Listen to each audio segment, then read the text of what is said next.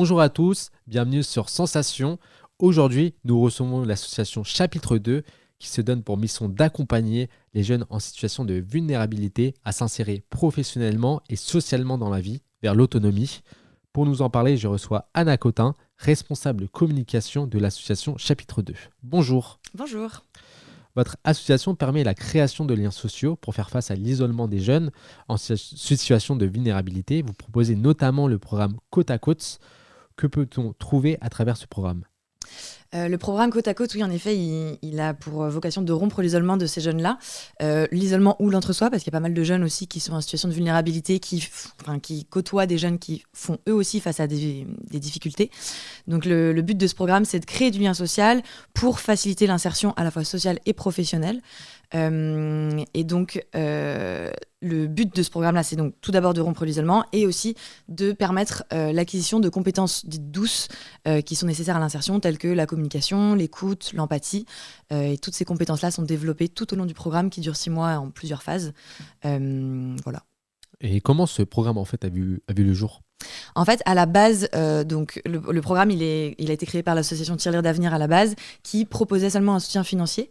Et en fait, les cofondateurs qui ont créé l'association avaient une relation très horizontale avec les jeunes qu'ils accompagnaient financièrement.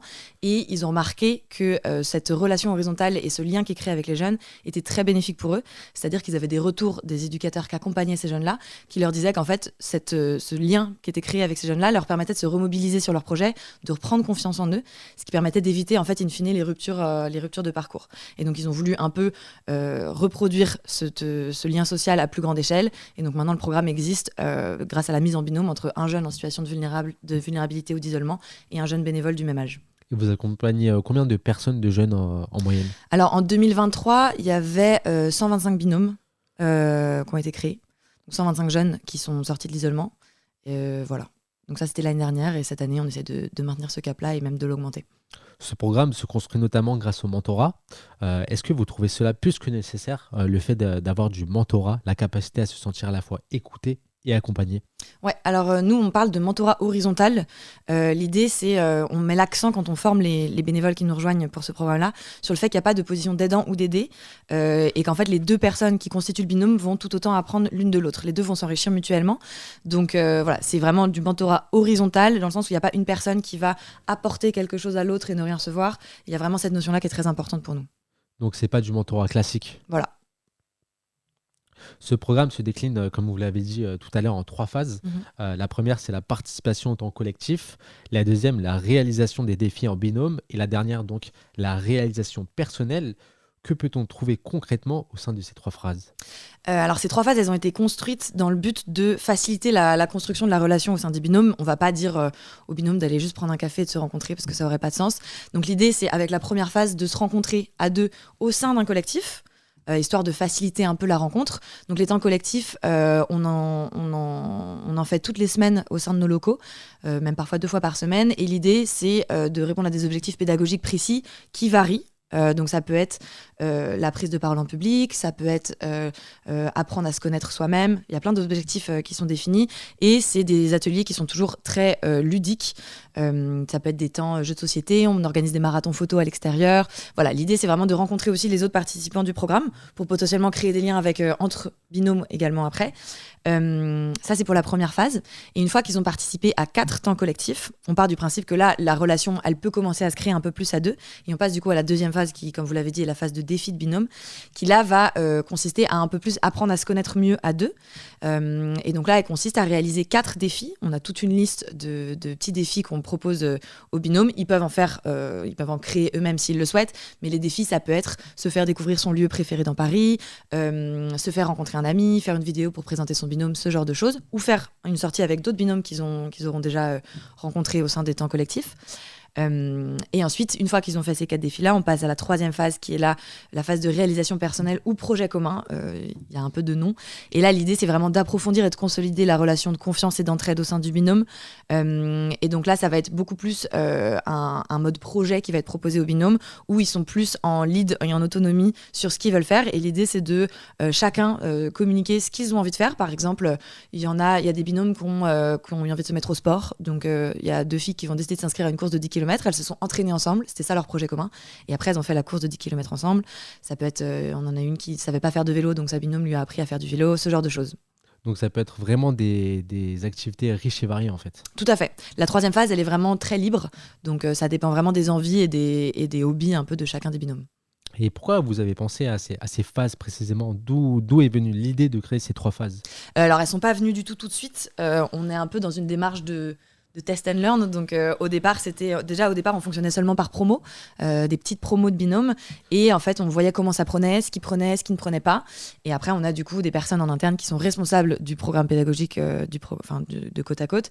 Et du coup, qui optimisent en fonction de ces retours-là la construction du programme, qui est du coup en constante un peu amélioration continue. Donc aujourd'hui, il est construit comme ça. Mais potentiellement, si on est amené à se développer, il sera remanié. Mais pour le moment, ça fonctionne bien comme ça. D'après les chiffres, il y a quand même 91% des jeunes qui ont participé au programme Côte à Côte qui ont affirmé que le programme leur a permis de se sentir moins seuls. C'est un pourcentage assez conséquent. Quels sont les facteurs clés de réussite? Alors déjà la mise en relation avec le binôme. En fait, comment on fonctionne, nous, chaque binôme a un référent de binôme qui est une personne qui travaille chez nous, qui du coup va créer une petite conversation WhatsApp avec les 2 membres du binôme et le référent. Et donc en fait c'est cette conversation, ce groupe WhatsApp qui va commencer la relation et du coup les jeunes sont constamment un petit peu en relation pour commencer avec WhatsApp. Après il y a la mise en relation avec les autres binômes et en fait on propose nous aussi tout au long de l'année, même une fois que les temps collectifs sont terminés, la phase des temps collectifs, des activités ponctuelles auxquelles tous les jeunes de tous nos dispositifs, donc pas que les participants du programme Côte à Côte, mais aussi ceux qui sont aidés par les autres programmes, peuvent participer et du coup être amenés à rencontrer d'autres jeunes du même âge.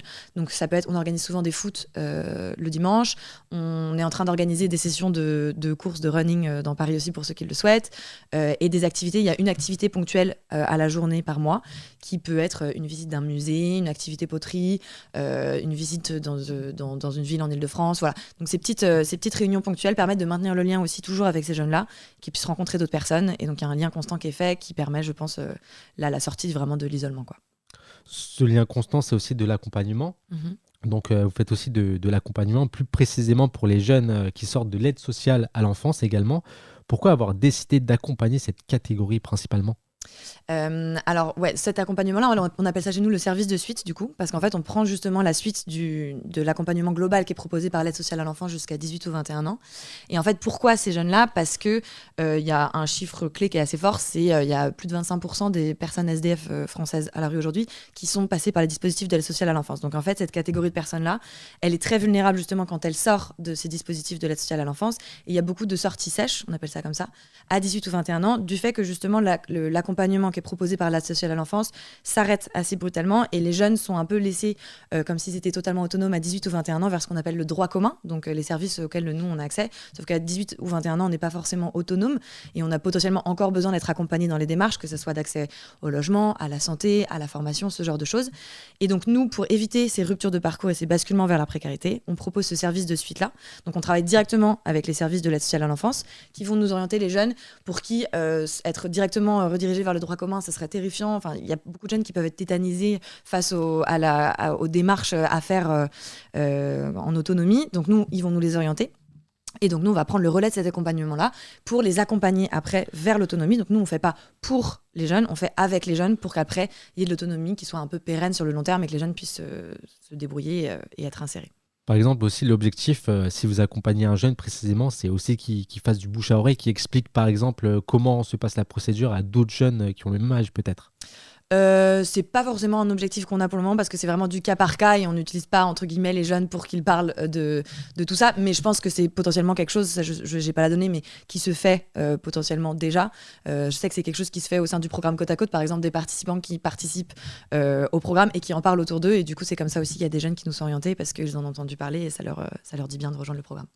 Rapidement, donc, vous proposez aussi 2 types d'accompagnement pour ces jeunes, l'accompagnement coup de pouce et le développement. Pourquoi existe-t-il 2 types d'accompagnement? Il y a 2 types d'accompagnement parce qu'il y a 2 types on a scindé les besoins en 2 grandes parties. Il y a des jeunes qui sont vraiment loin d'être autonomes et du coup qui ont besoin d'un accompagnement régulier plus long pour s'insérer socialement.